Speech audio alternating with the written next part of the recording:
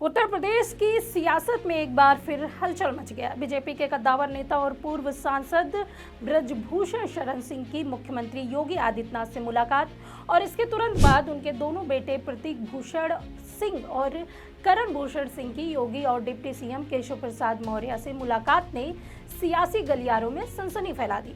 दोस्तों, आज हम इस खबर में जानेंगे क्या यह मुलाकात महज शिष्टाचार भेंट है या फिर 2027 के विधानसभा चुनाव की रणनीति का हिस्सा।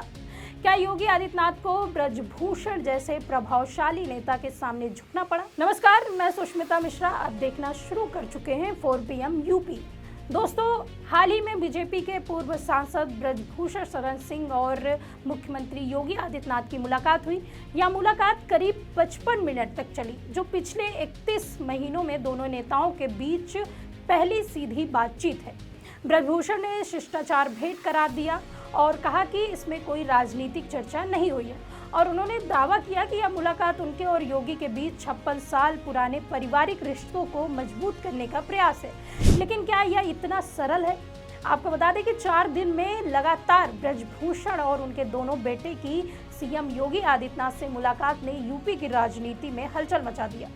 वहीं इन मुलाकातों के बाद यह कयास लगाया जा रहा है कि योगी और ब्रजभूषण के बीच जमी बर्फ अब पिघलने लगी है। लेकिन अब इन सभी कयासों पर पूर्ण विराम लगता हुआ दिखाई दे रहा है। जैसा कि हाल ही में हुई मुलाकातों से ऐसा लगता है कि ब्रजभूषण और योगी के रिश्तों की खटास अब धीरे धीरे मिठास में बदल रही है। बता दें कि ब्रजभूषण शरण सिंह कोई साधारण नेता नहीं है। गोड्डा, बहराइच, बलरामपुर और श्रावस्ती जैसे पूर्वांचल के जिलों में उनका गहरा प्रभाव है। वह न केवल बीजेपी के लिए राजपूत वोट बैंक को साधने में माहिर है, बल्कि राम मंदिर आंदोलन और भारतीय कुश्ती महासंघ के पूर्व अध्यक्ष के रूप में उनकी सक्रियता ने उन्हें एक मजबूत सियासी चेहरा बना दिया।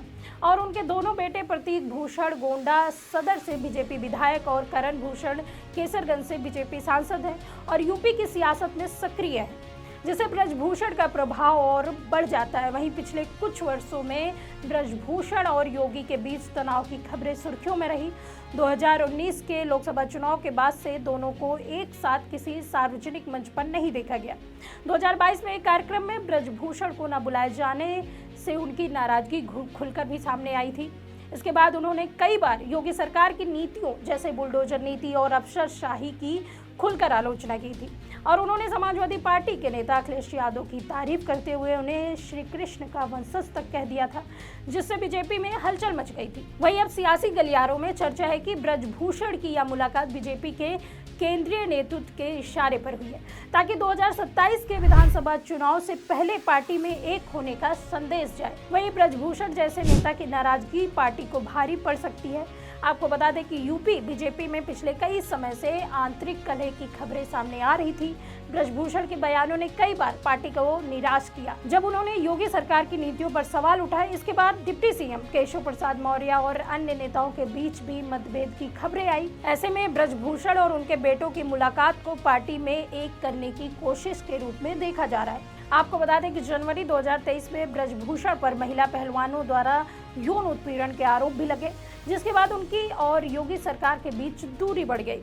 ब्रजभूषण ने कहा कि उन्होंने तब तय कर लिया था कि वह अपनी लड़ाई खुद लड़ेंगे और योगी से कोई मदद नहीं मांगेगी। इस दौरान समाजवादी पार्टी ने भी ब्रजभूषण पर हमला करने से परहेज किया, जिससे उनके सपा की ओर झुकाव की अटकलें लगी। हालांकि ब्रजभूषण ने अपनी सियासी ताकत का बीजेपी को लोहा मनवाया और अपने बेटे करण को केसरगंज से सांसद बनवाने में सफल रहे।